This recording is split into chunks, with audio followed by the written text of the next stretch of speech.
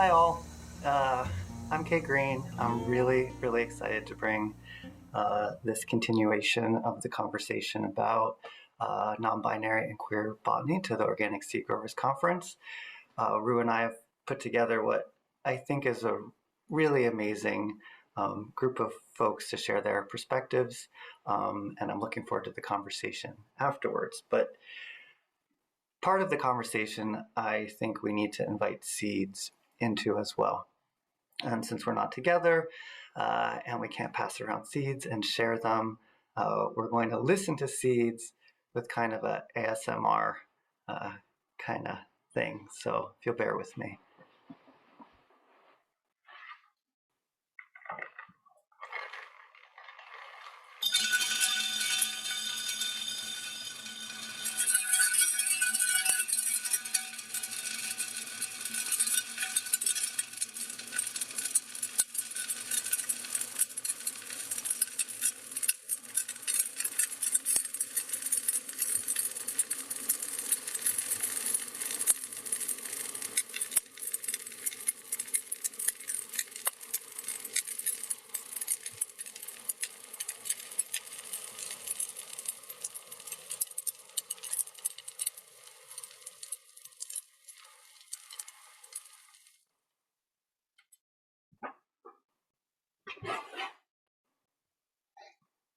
All right, the seeds are here. We can get started. So what I thought that I was going to do today was give Linnaeus a thrashing, but I think it's better to give him a threshing. So this is Threshing Linnaeus, Winnowing Words, and it's going to be more of an overview to set the stage for the rest of the presenters. So why Carl Linnaeus? There's so many other people that we could thresh and winnow out of the way that we think about and talk about plants.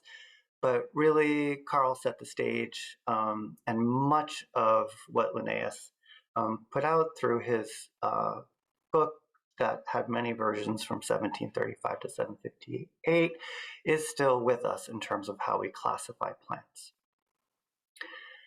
And for him, it was about marriage, it was about men and women, it was very heteronormative, it was very sexual, but it was also hierarchical. So not only did he have this binary, that this was about one-to-one relationships between men and women, or male parts and female parts, but he hierarchicalized it.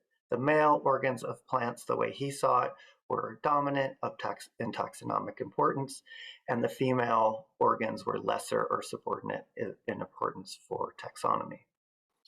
So for non-binary botany, for me personally, it really came out of when I started teaching about plants and I was listening to myself use words that didn't feel resonant with me or with the way that I worked with plants and my identity and the way that my identity interacts with plants.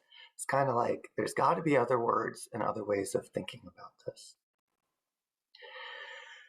And so over time, as I was developing this, I was thinking about what does it mean to queer botany? And I just want to recognize that we're talking about Western botanical sciences. There's so many other ways to think about plants over time, over culture. So there's traditional ecological knowledge, Eastern sciences, there's spiritual approaches, and personal and technological. So for me, queer botany is a way of recognizing that there is no one way. So I want to do for the overview different perspectives on queer or non-binary botany that I've been exploring and that I've been encountering when I've been reading and talking to other people. One approach is thinking about plants that have become symbols of queerness, whether they're insults, reclaiming those insults, or they have historical significance. So pansies, carnations, lavenders, these stories that come with these seeds and these plants related to the queer experience. There's also plants that don't fit into the binary classification system.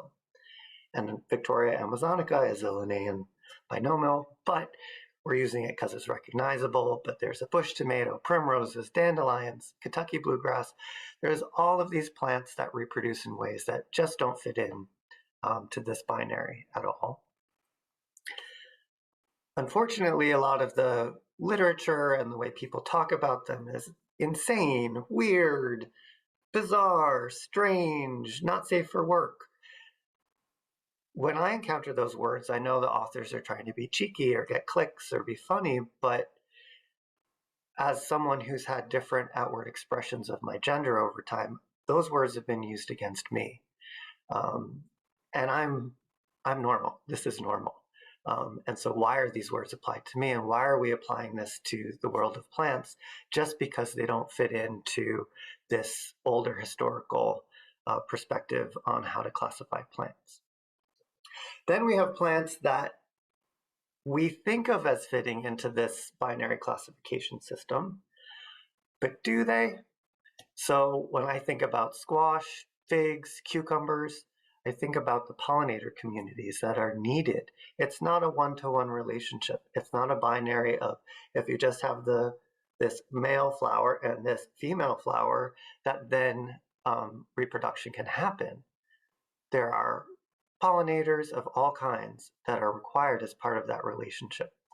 So that one-to-one is out the window. And then we have things like beans and peas and tomatoes that have perfect flowers, flowers that have everything they need. So, where's the one-to-one in that? Where's they're marrying themselves? They don't need anything else. So why do we pick them apart and create this separation of the parts rather than seeing the whole? And then we have queer people involved in agriculture and plant breeding and plant studies. And so, what does it mean to be non-binary or queer in the plant world right now? And related to that in some ways is there are methods that don't fit into conventional plant breeding as well. So these are just some other ways that we can think about what does queer botany or non-binary botany mean. And the last one I want to bring up is about plant-human interactions that support the health and well-being of the LGBTQ positive and non-binary communities. So whether that's queer herbalism or something like the Queer Ecology Hanky Project that support the physical health, emotional, and spiritual health of queer and LGBTQ non-binary people. That's part of what we think of with queer botany as well.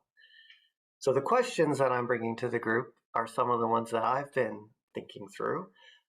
What language can we use to describe plant lives that shed the binary, sexist, anthropocentric paradigm in botany? So instead of just male and female, what other ways can we express how plants reproduce? What words can we use that don't invite in this binary overlay that is actually in the way of us really understanding plants and plant cycles? And then how do we share out these perspectives in a way that can really transform botany and deepen our relationships and our understanding of plants and plant reproduction and ourselves? And of course, one of the ways that I love doing that is through sharing seeds. Like these pansies, I just love the structure of the pansy pod, the way it holds the seeds in that triangle. And the last part for me is, in terms of share out, is inviting everyone to follow Non-Binary Botany on Instagram. And not only just to follow it and like posts, but to contribute. Each post is inviting a conversation. And if you have resources, links, podcasts, or your own thoughts, please send them along to Non-Binary Botany so that we can continue to post a lot of different perspectives and approaches and create a real resource for people who want to read more, learn more, and be part of the conversation. So I'm just really excited to listen to and learn from the rest of our presenters, and then get to our conversation afterwards. So I'm going to move on from here, and I'll see you on the other side.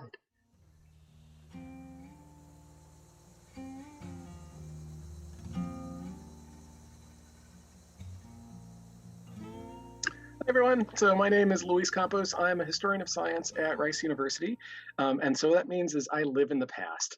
I'm fascinated by thinking about how what we came to understand as modern botany today has a very surprising and sometimes quite unusual history that hasn't always been recognized. So I'm just so thrilled to be thinking with you in this panel today.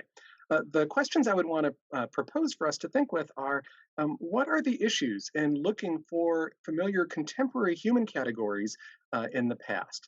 How can we recognize familiar queer families under other names and modes without imposing our contemporary understandings on realities and lived experiences that may be familiar but may have been understood differently by people in the past? That's always the interesting question for the historian.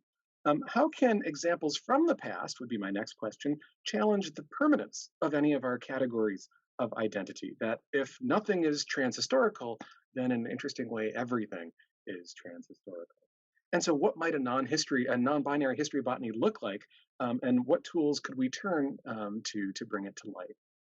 So, if I were to just kind of give a couple examples from across time of what we might want to think with, I think about the invention of sex in plants in the first place. I think of ancient Mesopotamia. I think about carvings that show pollination processes taking place before there's any conceptual infrastructure to think about there being sexual identities. We have practices without needing to have binaries. We have an understanding that things can result in the world without needing to put a category of sexuality onto what's going on with plants. But that focus on plant sexuality, which was so much a part of Linnaeus's system in the 1700s to create a new system of classification that anyone could use simply by counting the sexual parts of flowers, of course, led to great discussions and debates about the relative roles of which genders should be studying botany if you're going to be looking at the sexual parts of flowers. Was botany something for women to be studying, young women in particular? These were some of the concerns and debates at the time. That the hypersexual focus of Linnaeus' system was a concern. So, who should study plants and their sexualities? I think of a way in which the question of plants were being used to help identify human sexualities is also interesting, or the more recent terms that we would use for these sorts of things of gender identities. We think of feminine men in the 1920s who often went by the term of dandies or of pansies. We can think of Oscar Wilde wearing his green carnation at the end of the 19th century. So we have a queer history of science that's just starting to get off the ground in more general terms, but what would a non binary history within that queer history of science look like? Why would a 5-year-old construct dogs as male and cats as female? How might this sex gender division and how we think about gender performance and how it is that this is recognized make us criticize some later interpretations of what it means to think of sexuality in the first place? We might laugh at that 5-year-old who has that understanding, but it tells us something about gender frameworks in our society. And yet, a Nobel Prize winning scientist could talk about how bacteria have sexual identities and describe it as a form of binarism in bacteria, which is the last possible place you would think about finding a sexual binary. And so we can begin to look at these larger cultural frameworks that affect how science is actually done. I wonder if we might also take a page from the queer history of animals. If we look at Joan Roughgarden, the trans scholar who's looked and suggested that there's a rainbow that we should find of sexuality and of gender identities, she said that in some species of fish, we could very reasonably say there are 3 genders among the 2 sexes that are there. So, what might it mean to bring gender in as a descriptive scientific term for phenomena we're seeing in the world of botany, modeling it after some of these arguments that have been made for the world of animals? I think the relationship of investigators to their plants, of breeders to their plants, of seed growers to their plants is also deeply significant here. We can talk about, way back in the day, Goethe focused on plants and coming to a deep fundamental insight that all is leaf. Or we can think about the breeder Luther Burbank, who was creating all sorts of new species in his garden in Santa Rosa in California, trying to make money off of his horticultural business, at the same time trying to engineer new and exciting species that might come to exist. So here's an example of Luther Burbank here. Very, very interesting queer life that we might focus on. Is he a forerunner of a non-binary botanist that we might want to think of here?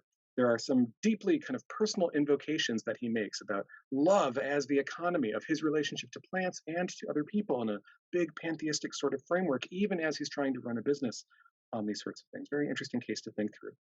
I think of the mutation theory originator, Hugo de Vries, the Dutch botanist around a century ago, around 1900. The modern idea of mutation comes from his work on Lamarck's evening primrose, Henothera lamarckiana. It seemed to have entered into a mutating period and produced new species every time it produced a new generation. And so this was at the beginning of the start of classical genetics, and that became an inspiration for our idea of mutation. But in looking at his case more deeply, I see a very interesting queer identity in his life and in some of his strongest supporters. They see potential for queer liberation in the mutation theory, that all of a sudden people might have a different sort of sexual identity than was common or the norm.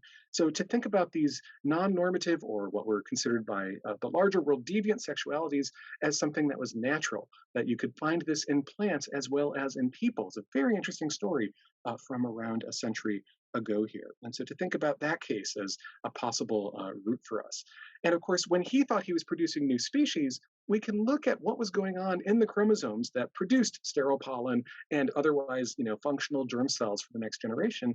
And we could make an argument, this is what I tried to do about 10 years ago in a piece that I'll put in the footnotes here to take a look at, that he was observing the generation of new sexes, millions of new sexes, not just a binary of sexes. And so, is there a way that we can think through these earlier history of botany categories and bring to light new ways of thinking about the history of science? In terms of affective relation for the organism and how people who are deeply connected with their plants might learn and know new things scientifically about them, I also think of the case of Barbara McClintock in this famous book from many years ago called A Feeling for the Organism. And the argument being that she was so deeply connected to her plants, she was able to figure out a new mechanism of genetic control within the chromosomes that had not previously been fully explored and understood. So these are some ways to think about what a non-binary history of botany might start to look like, drawing on a larger queer history that is just starting to be developed, thinking across decades and across centuries, and wondering if there might be a tradition that can be drawn on here to help think about what these examples might look like.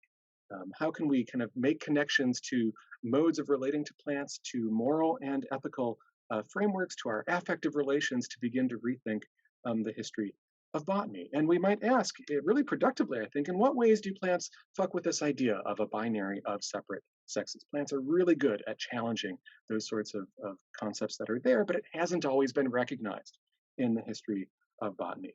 By definition, in many plants, fertilization involves the interposition of third parties. And too many people are allergic to these ideas of a world where the air itself is a medium for sex, right? And so, how do we fit sex, gender identity, sexual orientation, these many different sorts of cultural constructs and identities that we have that have emerged at different times in history into the possibility for telling new stories in the history of botany that we haven't had before? I think there's a lot of interesting work to be done here to think about not just a census taking of who are prominent and important non-binary botanists in the history that we can look at, and many of whom are alive and working right now today, but what other terms, what categories might have existed a century ago? And is there a way in which a non-binary history of botany would be attentive to these new modes of relating to plants and how that might bring other things to life?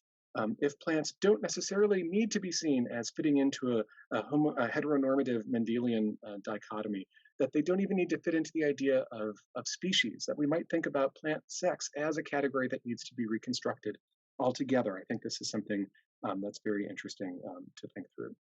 So, working with the trans writer T. Fleischman, who wrote a book called Time is a Thing the Body Moves Through, I wonder if we might even take things like the standard biological category of the alternation of generations, of the sporophyte stage and the gametophyte stage. And rather than thinking of that as the alternation of generations, if just as a century ago we could rethink the production of new species as the production of new sexes in the evening primrose, what if we began to question and thought of that as an alternation of genders, for instance? There are many possibilities, I think, for what a non-binary botany could look like. And thinking through time, across time, through categories that don't readily or easily fit with our understandings today, might be a really useful way of opening up what we think that history might look like. All right, those are my thoughts I wanted to share with you. I look forward to the discussion.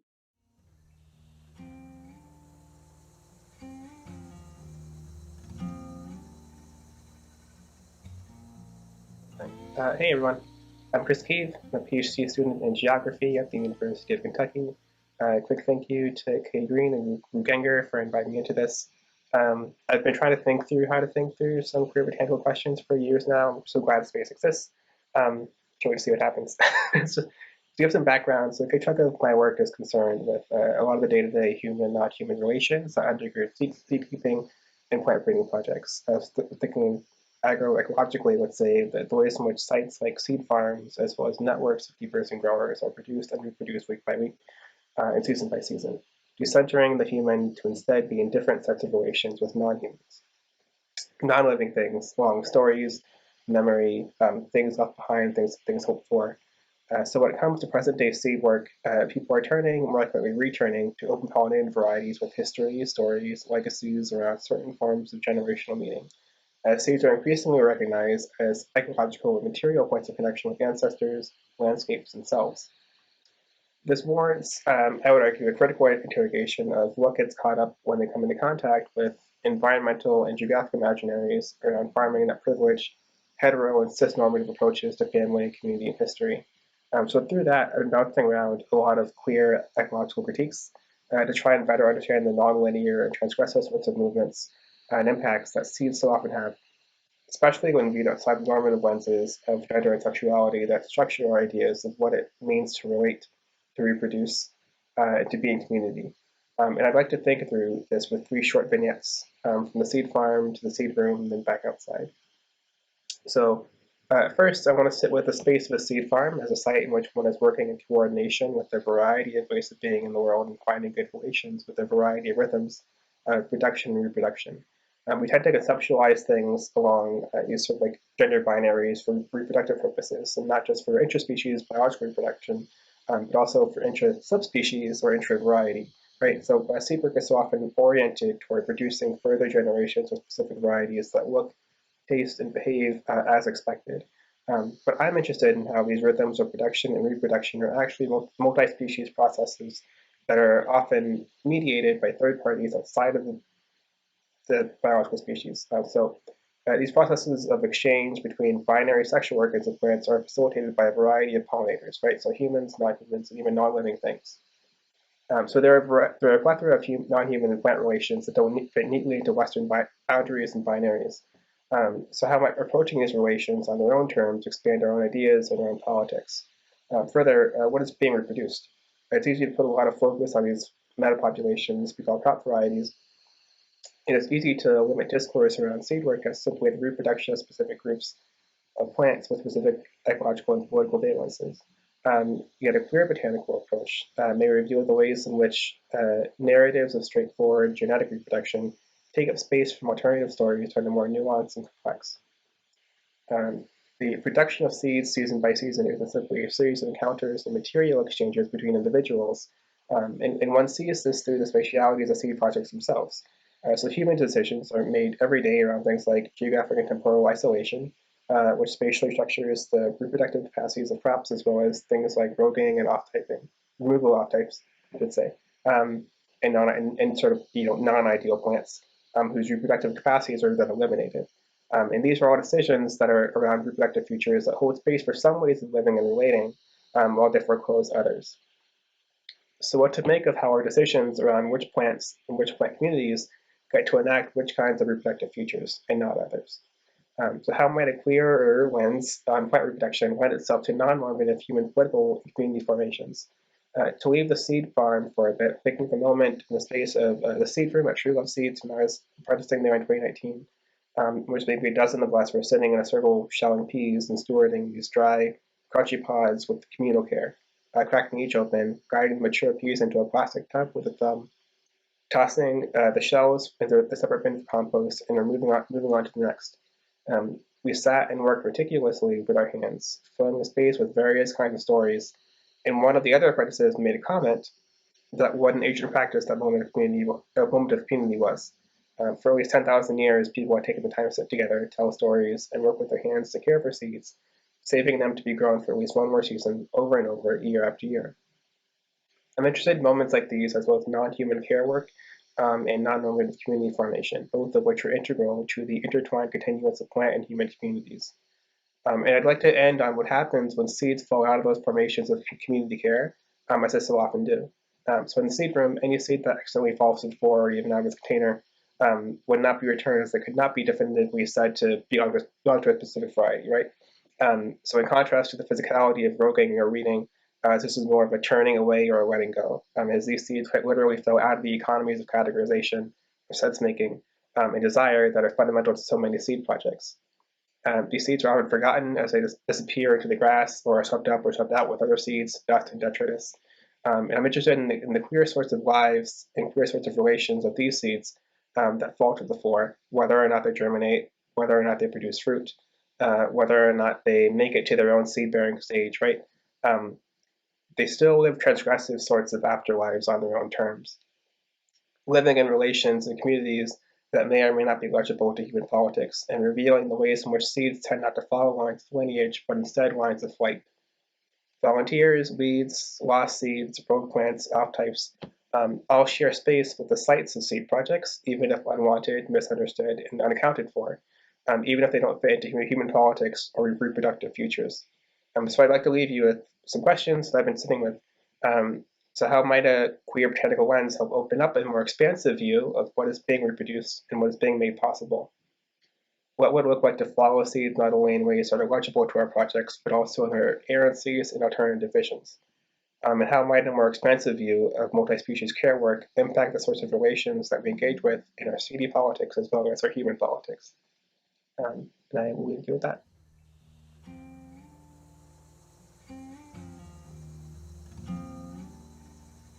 Hi, my name is Rian Hammond. My pronouns are they, them, theirs. I'm an artist and a biologist, and I'm speaking to you from Lenape-Hoking, or Jersey City, New Jersey.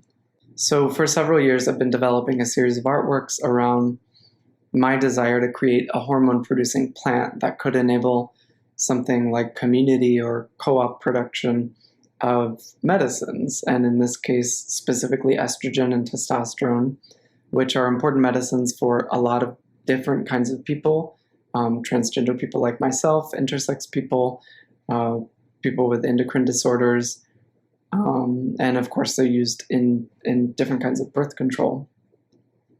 So in order to pursue this work, I've been finding ways to enter laboratory spaces and learn what are called synthetic biology techniques to genetically modify organisms.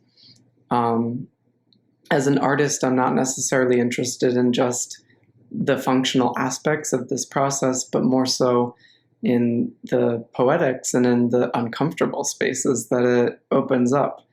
The ways that looking at the complexity of these technologies and what I'm calling scientific choreographies, and also at the complexity of biology itself, can challenge colonially established identity categories that function on binary thinking and knowledge frameworks that we're trying to break out of.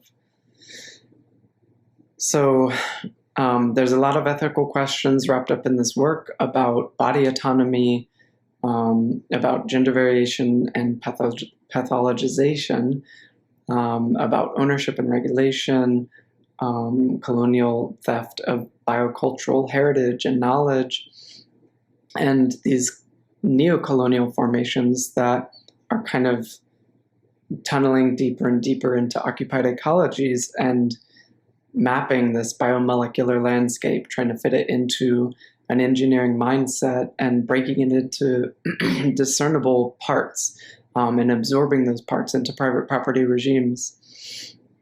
So, I don't claim to give answers to all these questions, but I hope to open up that problematic space because I think it's in these uncomfortable spaces that we can do some productive thinking around it.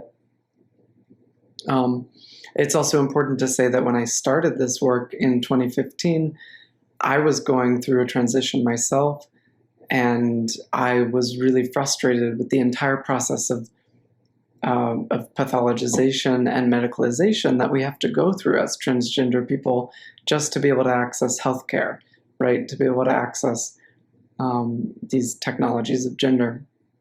So in many ways, this performance of science and performance of plant transgenesis is my way of confronting these systems that I'm embedded in.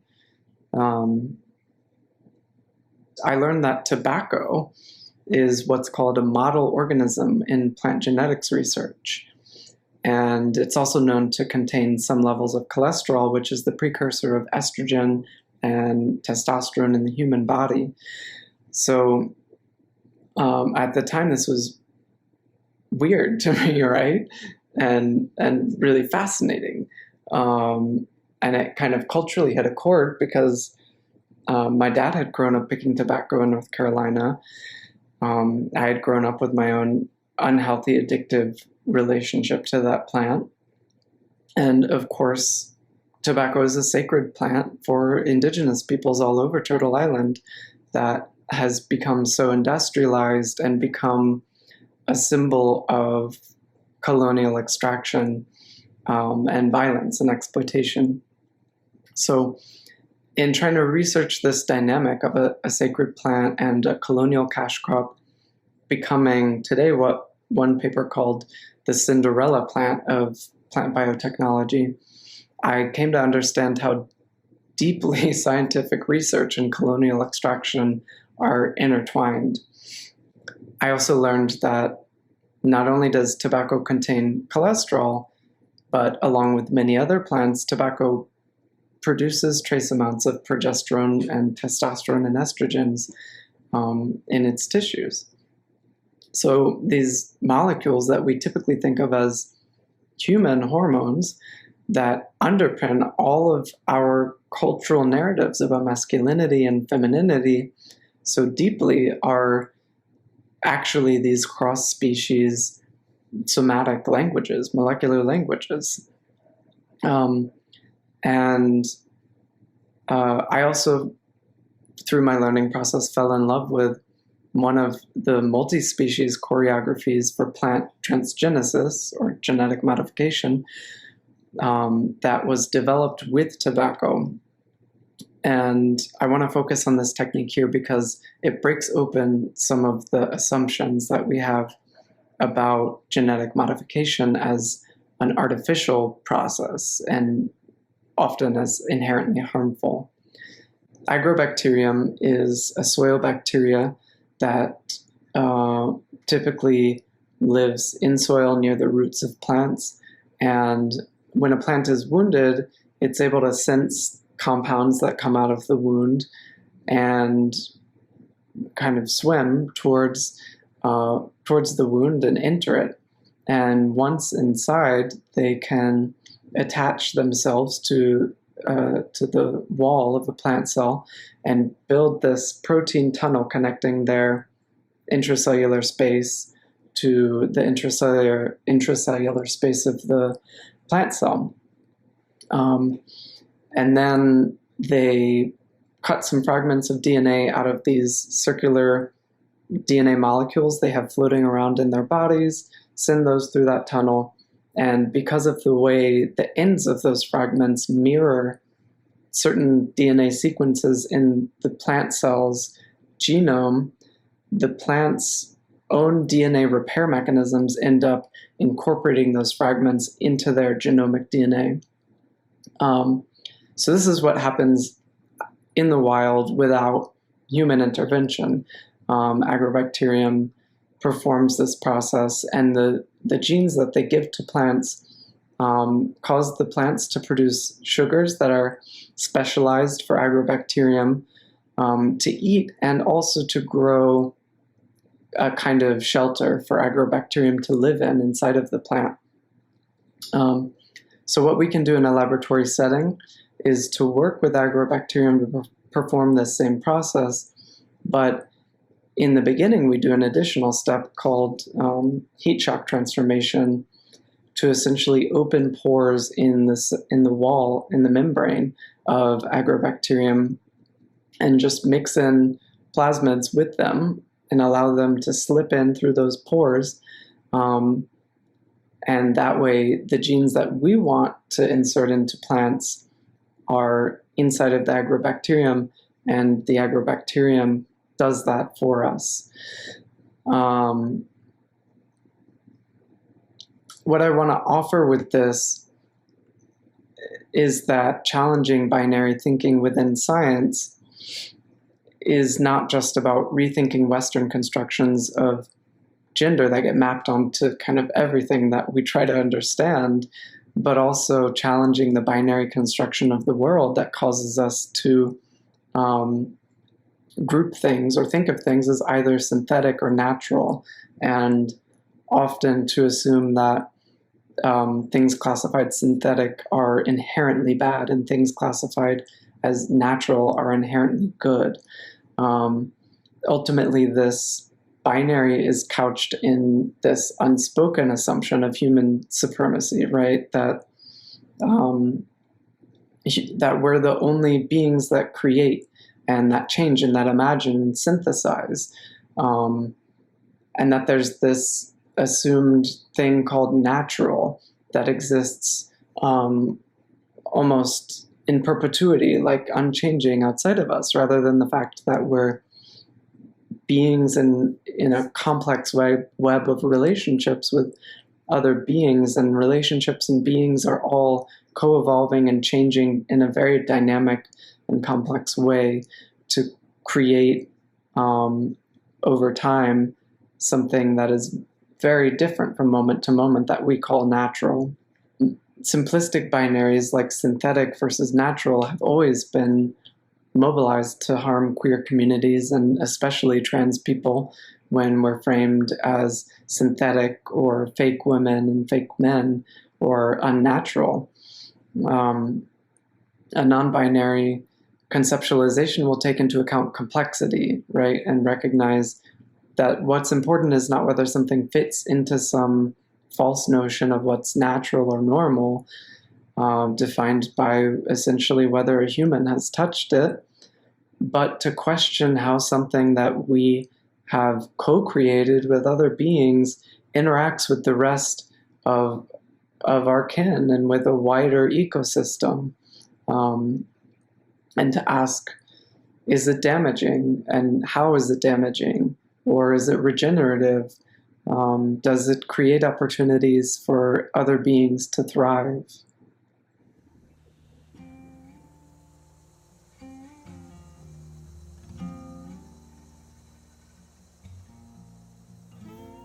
Hello, I'm Hawthorn McCracken, and I use they, them pronouns.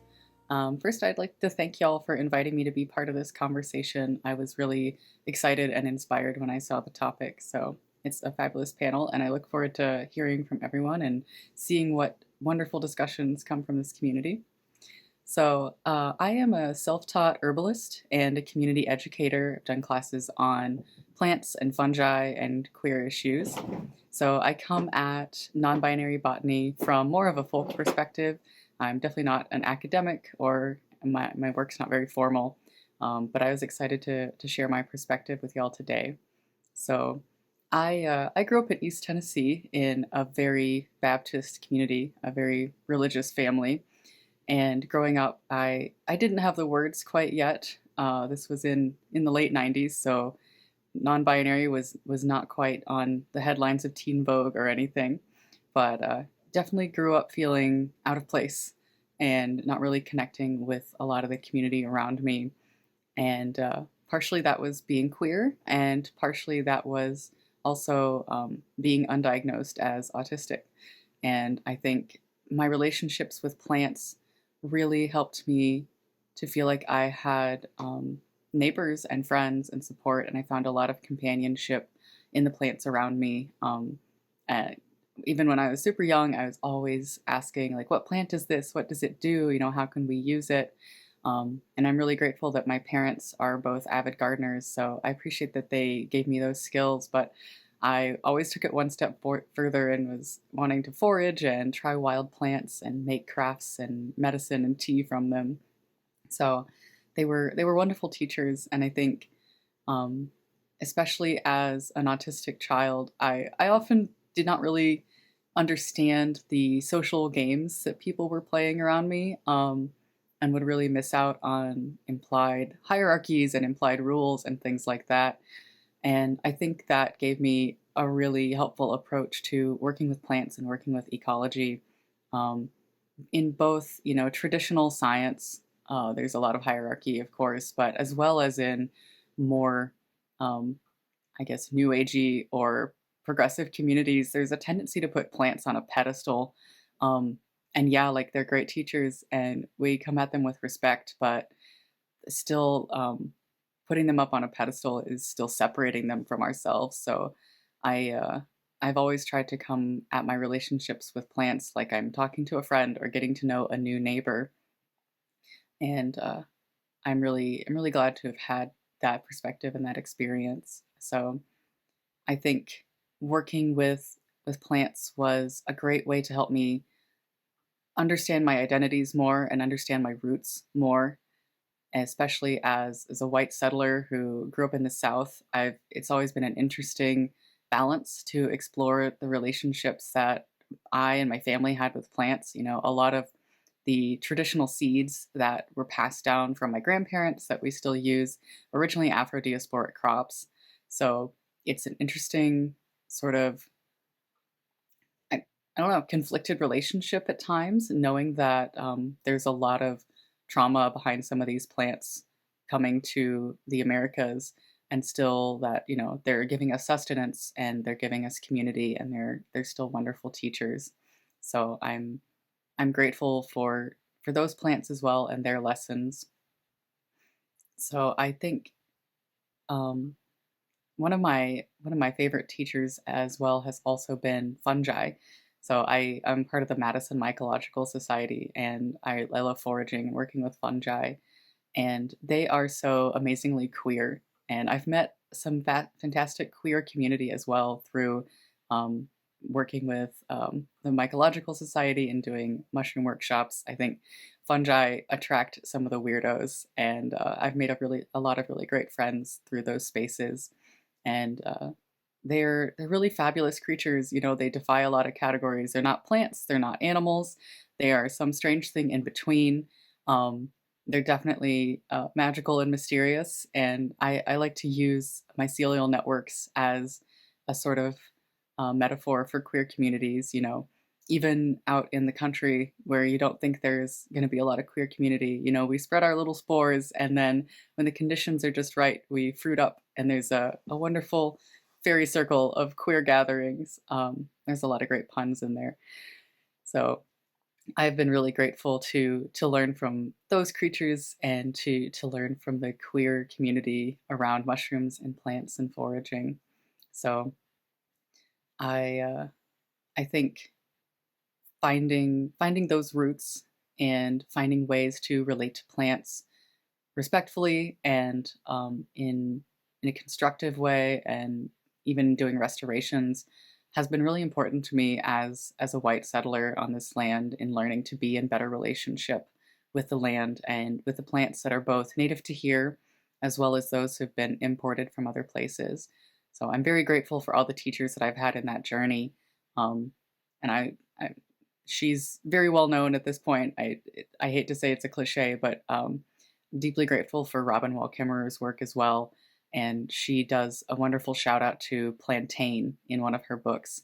And it's become one of my favorite plants, and also a great ally, I think, for settlers learning to walk on this land with respect. So plantain is called the white man's footprint because it's brought over by settlers and sort of followed them through their migration west. But it's always been a good neighbor. You know, it's not a very invasive plant. It takes up unused spaces or spaces that have been degraded, and is a really wonderful medicine and good source of food. So I'm really grateful for that plant ally as well. Thank you.